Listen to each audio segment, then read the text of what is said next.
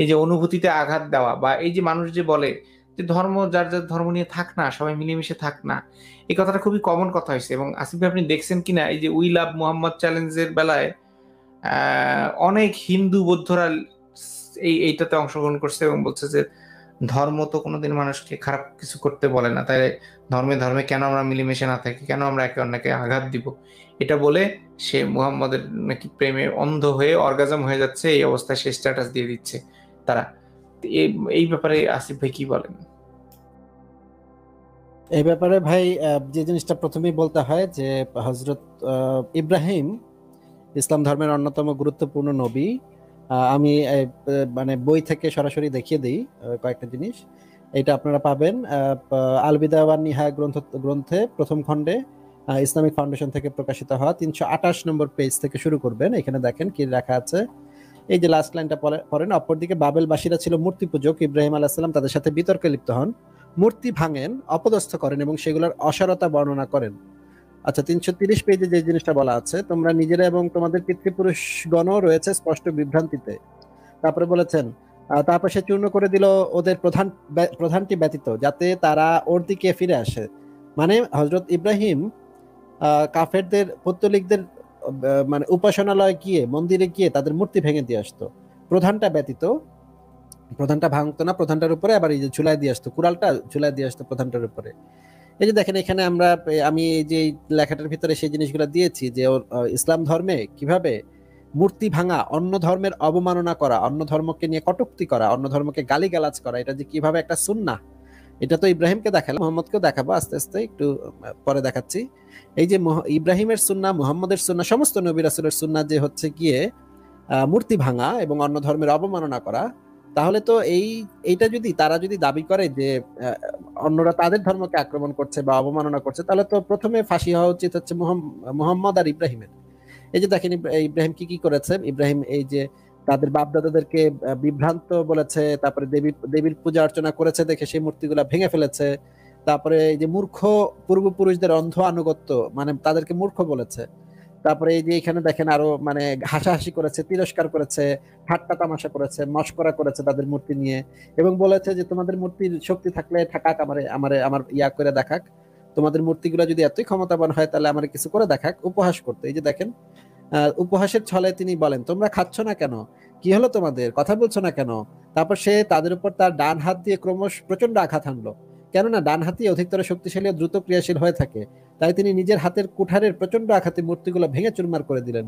ইব্রাহিম মূর্তিগুলোকে টুকরো টুকরো করে দিল, অর্থাৎ সবগুলোকে তিনি ভেঙে চুরমার করে দিলেন, বড়টি ব্যতীত, যাতে তারা তার দিকে ফিরে আসে। এখন তারা আবার এসে জিজ্ঞাসা করছে, তখন তারা মানে সে আবার বলছে না আমি করিনি, বড়টাই করছে।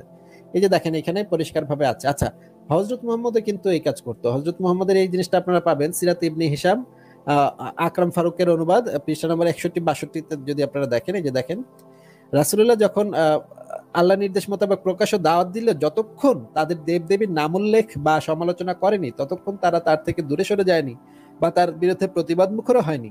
এটার মানে হচ্ছে যতক্ষণ পর্যন্ত নবী মুহাম্মদ অন্য ধর্মের সমালোচনা না করছে ততক্ষণ পর্যন্ত কিন্তু তাকে তার বিরুদ্ধে কেউ লাগে নাই। ওই কুরাইশরা তার বিরুদ্ধে লেগেছিল শুধুমাত্র এই কারণে যে সে অন্য ধর্মকে নিয়ে কটূক্তি করত। এই যে দেখেন এখানে লেখা, কিন্তু যখন তিনি তাদের দেবদেবীর সমালোচনা করলেন তখনই তারা তার আন্দোলনকে একটি ভয়ঙ্কর মারাত্মক জিনিস বলে মনে করলো, তার বিরুদ্ধে প্রচন্ড ভাবে খেপে উঠলো এবং তার শত্রুতায় ও তার বিরুদ্ধতা ও শত্রুতায় কোমর বেঁধে নামলো। এখানে দেখেন এখানে যে জিনিসটা বলা হচ্ছে, এই কুরাইশরা গিয়ে বলতেছে আবু তালিবকে, হে আবু তালিব, আপনার ভাতিজা আমাদের দেবদেবীকে গালিগালাজ করেছে, আমাদের ধর্মের নিন্দা করেছে, আমাদের বুদ্ধিমত্তাকে বোকামি ঠাউরিয়েছে, এই ইত্যাদি ইত্যাদি। দেখেন নবী মোহাম্মদ কিন্তু মানে এইগুলা করতো। এইখানে অনেক বর্ণনা আছে আমাদের সংশয়.com-এ। মাতুব্বর ভাই আপনি নিশ্চয়ই জানেন আমি সংশয়.com করে ফেলেছি আবার, কারণ হচ্ছে এই কমটা একটু ভালো, ইনফোর থেকে কমটা একটু ভালো, এই জন্য কম করে ফেলেছি। আপনারা যারা আছেন তারা .com-এ ঢুকে পড়তে পারেন, ইনফোতে ঢুকলেও একই জায়গায় যাবে, অসুবিধা নেই, যেখানেই ঢোকেন একই জায়গায় যাবে, সবকিছু এক জায়গায় রিডিরেক্ট করা। তো এই যে এই জিনিসগুলা এখানে আমি অসংখ্য রেফারেন্স দিয়েছি সংশয়.com-এ, অসংখ্য রেফারেন্স এখানে আছে। তো এই যে এখানে দেখেন হযরত তার কুফর ও শিরক বিরোধী প্রকাশ্য ঘোষণা, মূর্তি পূজার বিরুদ্ধে ঘৃণার দরুন, এখানে কিন্তু ঘৃণা করতো, সে যে শুধু ইয়া করতো তা কিন্তু না, একদম ঘৃণা করতো। একটা হাদিসও আছে, সেই হাদিসে যে জিনিসটা বলা হয়েছে, হাদিসটা আমি একটু পড়ে শোনাই। হাদিসটা হচ্ছে রিয়াজুস সালেহিন থেকে, হাদিস নাম্বার হচ্ছে 443। এখানে বলা হচ্ছে, নবী কি? তিনি বলেন, মহান আল্লাহ প্রেরণ করেছেন। আমি বললাম, কি নির্দেশ দিয়ে প্রেরণ করেছেন? তিনি বলেন, জ্ঞাতিবন্ধন অক্ষুণ্ণ রাখা, মূর্তি ভেঙে ফেলা। হযরত মুহাম্মদকে প্রেরণ করা হয়েছে মূর্তি ভেঙে ফেলার হুকুম দিয়ে। এই হাদিসের ইয়াটা হচ্ছে এইটাই। তারপরে কাবা শরীফের মূর্তিও সে ভেঙে ফেলেছে, এবং কাবা শরীফের আশপাশ অঞ্চলে যত অঞ্চল ছিল, জুল খালাসা নামক একটা অঞ্চল ছিল, সেখানের মূর্তিও তিনি লোক পাঠিয়ে ভেঙে ফেলেছেন। সেটা কিন্তু কাবা ছিল না, সেটা কিন্তু অন্য অন্য অঞ্চল ছিল, সেখানে মানুষজন মূর্তি পূজা করতো, সেইটাও ভেঙে ফেলেছেন। এই যে দেখেন, এখানে আছে জুল খালাসার যুদ্ধ, হাদিস গ্রন্থ থেকে অনেকগুলো রেফারেন্স দেয়া আছে। আমি একটা জিনিস দেখাতে চাই, যে জিনিসটা তারা সবসময় বলে থাকে, সেই জিনিসটা যে একটা ইয়া দিতে চায়, যে তার আগে আরেকটা জিনিস দেখাই। এই যে মুশফিক মিনার যে সবসময় যে এই জিনিসটা বলে, ইসলাম ওয়েব থেকে ফতোয়া দেখায় এবং ইসলাম কিউএ থেকে ইয়া দেখায়, সেখানে কি লেখা আছে দেখেন। ইসলাম ওয়েবে যে একটা ফতোয়া দেয়া আছে, demolishing idols in a non Muslim country, এখানে কিন্তু তাদের ফতোয়াতে পরিষ্কারভাবে ঘোষণা করা আছে, এই যে বাংলাটা অনুবাদটা নিচে দিয়েছি, এখানে পরিষ্কারভাবে ঘোষণা করা আছে, ক্ষমতাপ্রাপ্ত হলেই সমস্ত পৌত্তলিকদের মূর্তি ধ্বংস করে দিতে হবে। এইখানে পরিষ্কারভাবে এই ফতোয়াটার ভিতরে এই জিনিসটা বলা আছে। এই যে দেখেন, মূর্তি ধ্বংসের কাজটা তখনই করতে হবে যখন সেটা সামর্থ্য আপনার হবে, ঠিক আছে? কারণ এই যে এখানে বলে দেওয়া হয়েছে, হযরত ওমরের ইসলামিক শাসনের অধীনে অমুসলিমদের নিরাপত্তা দিয়ে শর্ত দিয়েছিল, আমরা তোমাদের নগরে কোনো চার্চ তৈরি করতে দিব না। তারপরে ইসলাম কিউএ যে ওয়েবসাইটটা আছে, সেটা এখনকার সময় সবচেয়ে প্রখ্যাত ওয়েবসাইট, সেই ওয়েবসাইটের একটা ইয়া দেখাচ্ছি আমি আপনাদেরকে। বাংলাও আছে, মূর্তি ভাঙার আবশ্যকতা। এখানে বলা হচ্ছে মূর্তি কেন ভাঙতে হবে সেটা নিয়ে পরিষ্কারভাবে তাদের ঘোষণা দেওয়া আছে। ইসলাম আসলে কি বলে মূর্তি ভাঙা বিষয়ে, সেই জিনিসটা পরিষ্কারভাবে বর্ণনা করা আছে যে মূর্তি ভাঙতে হবে।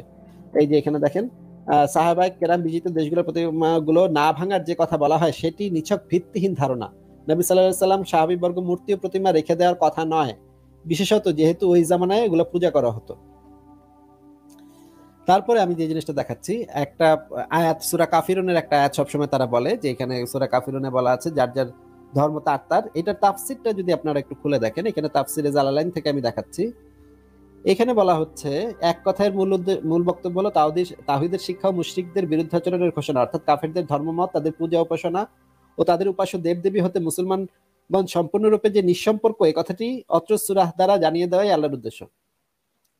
এখানে দেখেন একটা জিনিস বলা হচ্ছে,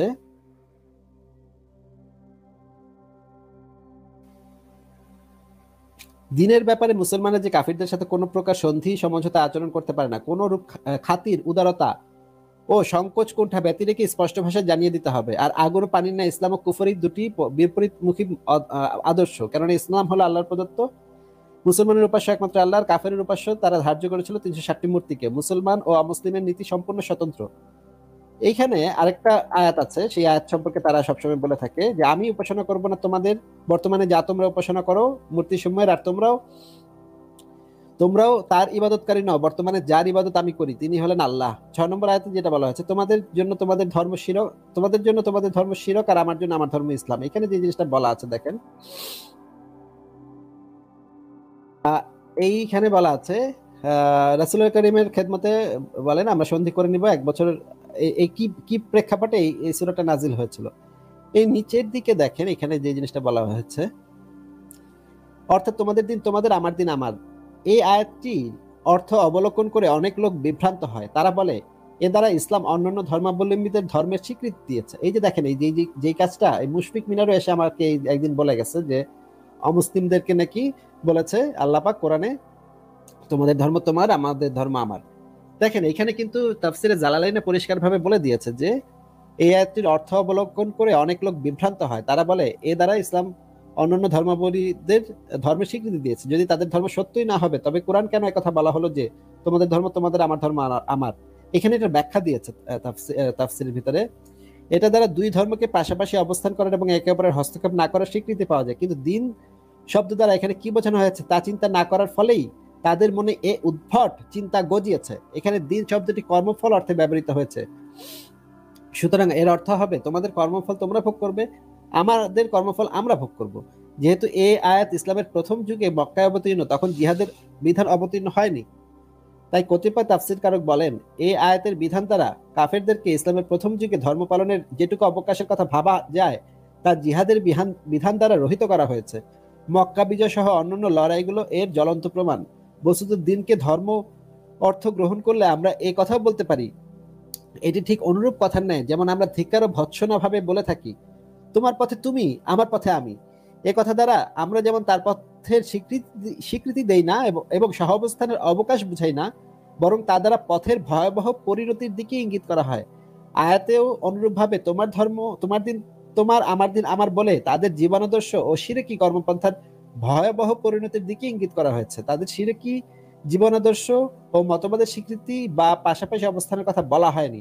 মানে অনেকে এই আয়াতটা দেখিয়ে বলতে চায় যে এখানে দেখো আল্লাহ পাক কত মহান, তিনি অন্য ধর্মকেও বলেছে তোমাদের ধর্ম তোমার, আমার ধর্ম আমার, মানে যার যার পথ তার তার। কিন্তু এখানে কিন্তু তাফসিরে পরিষ্কারভাবে বলে দেওয়া হচ্ছে, এখানে কিন্তু এই জিনিসটা বোঝানো হয়নি, বোঝানো হয়েছে বরঞ্চ উল্টাটা। ঠিক আছে, এই জিনিসটাই আমি বলতে চাইছিলাম মাতুবুর ভাই। যাদের দরকার তারা এই লেখাটা, আমি লেখাটা টাইটেলটা দেখিয়ে দিচ্ছি, এই লেখাটা একটু পুরোটা পড়ে নিয়েন। ধর্ম অবমাননা, সাম্প্রদায়িকতা, মূর্তি ভাঙার সুন্নাত। এই যে দেখেন ইব্রাহিমের ছবি, ইব্রাহিম কুরাল দিয়ে ভাঙতেছে, মূর্তি ভাঙতেছে, সেই ছবিটা।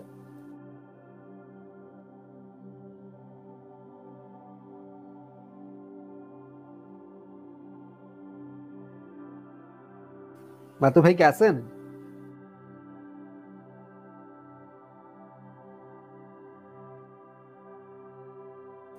হ্যালো, মাতু ভাই কি আছেন নাকি? আসিফ ভাই আমাকে শুনতে পাচ্ছেন এখন? হ্যাঁ হ্যাঁ, এখন শুনতে পাচ্ছি। আচ্ছা আচ্ছা আচ্ছা, আমি মাঝখানে আমার বোধহয় নেটের একটু ইয়ে করছিল। মোরাল ভাই আছেন? মোরাল ভাই আপনি? জি জি জি আছি, জি আছি। বলেন তাহলে। আচ্ছা, ওই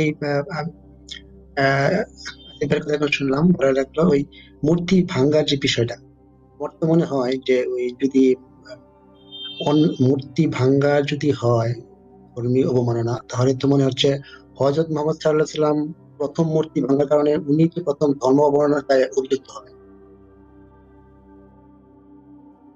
আর হ্যাঁ ঠিক তাই। আর একটা বিষয় আমি মানে একটা মানে ক্রিটিক্যাল বিষয় আমি একটা প্রশ্ন করতে চাচ্ছিলাম আর কি। হ্যাঁ বলুন। আচ্ছা, সেটা হলো মানে ওই মানে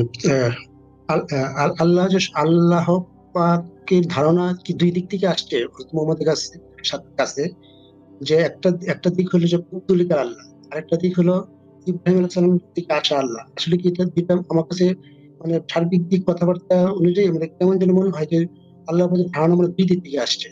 মানে এই বিষয়টা মানে কি আমাকে একটু ক্লিয়ার কাট করবেন? মানে যেমন মনে হচ্ছে যে আব্দুল্লাহ শব্দটা, আব্দুল্লাহ ছিল পৌত্তলিক, তাহলে আব্দুল্লাহ যে আল্লাহ সে তো পৌত্তলিক আল্লাহ। কিন্তু ইব্রাহিম আলাইহিস সালাম থেকে যে আল্লাহটা আসছে সেটা তো মুসলমানের আল্লাহ। মানে এই যে একটা কনফিউজ